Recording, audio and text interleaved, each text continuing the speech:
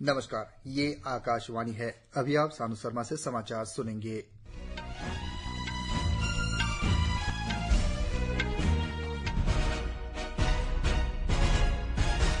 पहले मुख्य समाचार।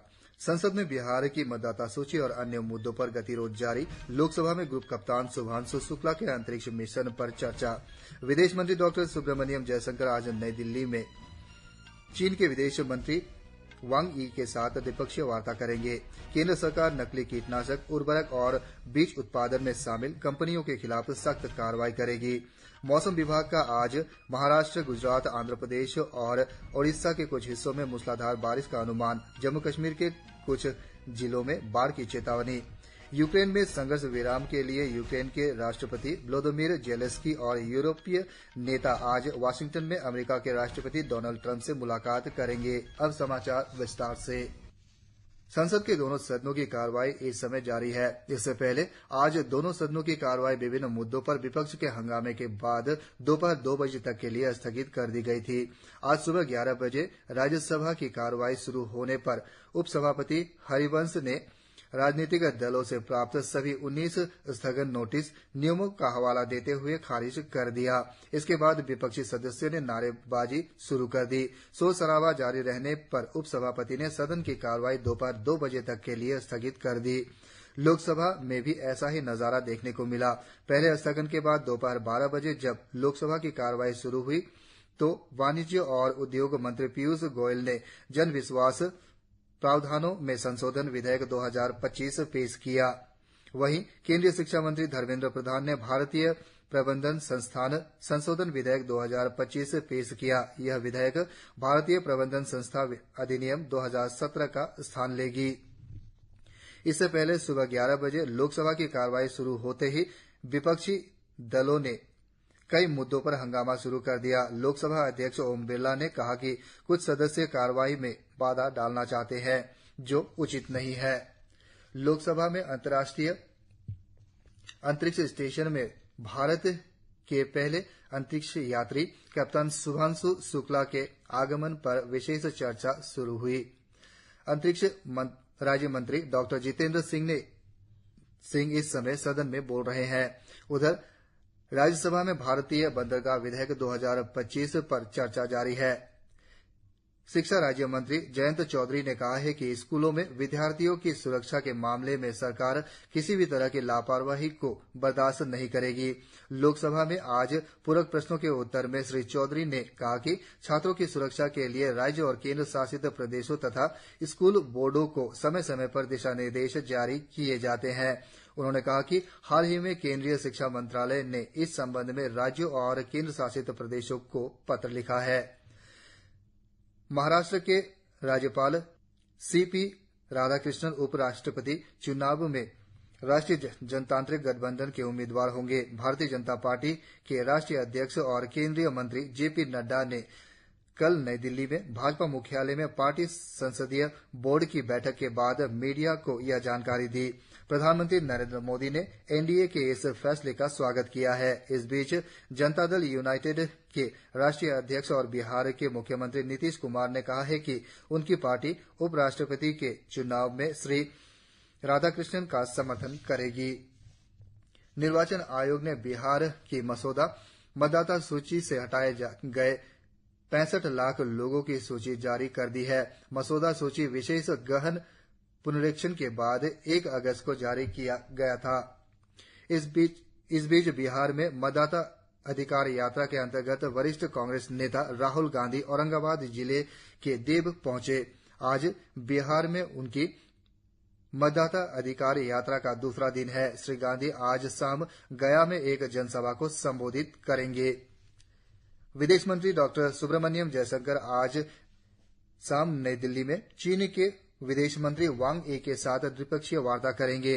चीन के विदेश मंत्री और कम्युनिस्ट पार्टी पोलिट ब्यूरो के सदस्य वांग यी आज से 2 दिन की भारत यात्रा पर रहेंगे। राष्ट्रीय सुरक्षा सलाहकार अजित डोभाल के निमंत्रण पर उनकी यह यात्रा हो रही है। चीन के विदेश मंत्री भारत के विशेष प्रतिनिधि डोभाल के साथ भारत चीन सीमा विवाद पर विशेष प्रतिनिधि मंडल स्तर की वार्ता के 24वें दौर में शामिल होंगे। केंद्रीय कृषि और किसान कल्याण मंत्री शिवराज सिंह चौहान ने कहा है कि नकली कीटनाशक और खाद बीज बनाने वाली कंपनियों के खिलाफ सख्त कार्रवाई की जाएगी। हमारे संवाददाता ने बताया कि श्री चौहान मध्य प्रदेश में नकली दवा छिड़काव से सोयाबीन की फसल को हुए नुकसान का निरीक्षण करने पहुंचे थे। इलेक्ट्रॉनिक्स और सूचना प्रौद्योगिकी मंत्री अश्विनी वैष्णव ने कहा है कि भारत उत्पाद संचालित राष्ट्र बनने की ओर अग्रसर है। इसका मुख्य उद्देश्य भारतीय बौद्धिक संपदा पर आधारित चिपसेट विकसित करना है। सोशल मीडिया पर एक राष्ट्रीय दैनिक का लेख साझा करते हुए उन्होंने सेमीकंडक्टर अभियान, विशेष रूप से डिजाइन लिंक इंसेंटिव DLI योजना का उल्लेख किया। इस योजना का उद्देश्य चिप और डिजाइन के क्षेत्र में स्टार्टअप को बढ़ावा देना है। मौसम विभाग ने आज छत्तीसगढ़, तटीय आंध्र प्रदेश, तटीय कर्नाटक, कोंकण, गोवा, मध्य महाराष्ट्र, ओडिशा, दक्षिण अंतरिक्ष कर्नाटक और तेलंगाना में कई स्थानों पर मूसलाधार बारिश का रेड अलर्ट जारी किया है।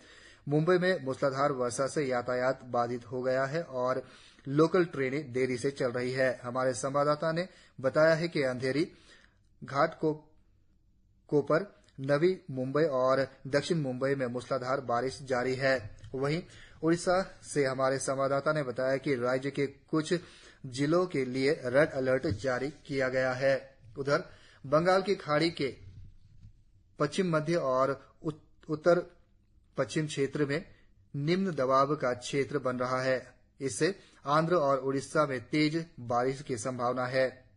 हिमाचल प्रदेश के अधिकांश भागों में लगातार बारिश से जनजीवन अस्त व्यस्त हो गया है। हमारे संवाददाता ने बताया है कि इस मानसूनी बारिश में अब तक 263 लोगों की मौत हो चुकी है, 37 लापता हैं।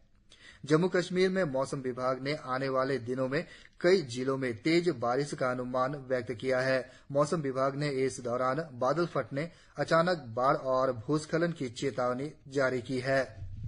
अमेरिका के राष्ट्रपति डोनाल्ड ट्रंप ने यूक्रेन के राष्ट्रपति व्लादिमीर जेलेंस्की को सुझाव दिया है कि उन्हें रूस के कब्जे वाले कुछ क्षेत्रों पर अपना दबाव छोड़ देना चाहिए।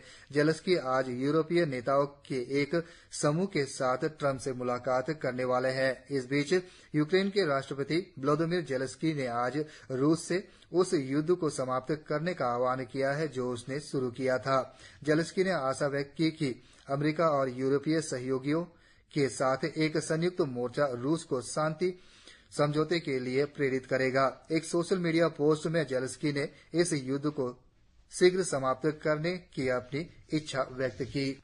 संयुक्त राष्ट्र महासचिव एंटोनियो गुतेरेस ने भारत और पाकिस्तान में हाल ही में अचानक आई बाढ़ से जानहानि पर गहरा दुख व्यक्त किया है। श्री गुतेरेस ने पीड़ितों के परिवारों के प्रति संवेदना व्यक्त की है।